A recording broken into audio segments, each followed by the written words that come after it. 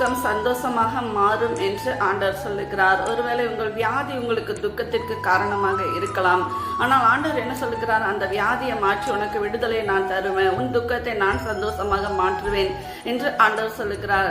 பெரும்பாடுள்ள ஸ்திரீ என்று பைபிள்ல ஒரு ஸ்திரீ இருக்கிறாங்க. அவங்க வியாதியினால் கஷ்டப்பட்டு தன் ஆஸ்திகள் எல்லாம் மருத்துவர்களுக்கு செலவழித்து அவங்களுக்கு ஒரு விடுதலை கூட இல்லை. அப்பொழுது அவங்க இயேசு மேல விசுவாசம் வைத்து இயேசு அந்த வழியாக போக்குறதை கேள்விப்பட்டு அவருடைய வஸ்திரத்தின் ஓரத்தையாக நான் தொட்டா நான் சுகம் ஆகிருவேன்னு சொல்லி அவங்களுக்குள்ள விசுவாசம். அதே போல் ஆண்டவர் போகும் பொழுது அவருடைய வஸ்திரத்தின் ஓரத்தை தொட்டு அவங்க விடுதலை பெற்றுக்கொண்டாங்க.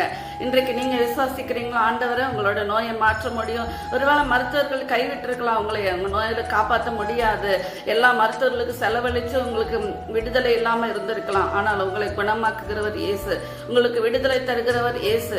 அந்த ஸ்திரீ விசுவாசித்தது போல நீங்க விசுவாசித்த இந்த வார்த்தை கேட்கிற ஒவ்வொருவரும் விசுவாசித்தீங்கன்னா ஆண்டவர் உங்களுக்கு அற்புதத்தை செய்ய வல்லமை உள்ள தேவனாக இருக்கிறார். இன்றைக்கே விடுதலை தருவார். விசுவாசியுங்கள், ஆசீர்வாதம் பெறுவீர்கள். நன்றி. ஆமென்.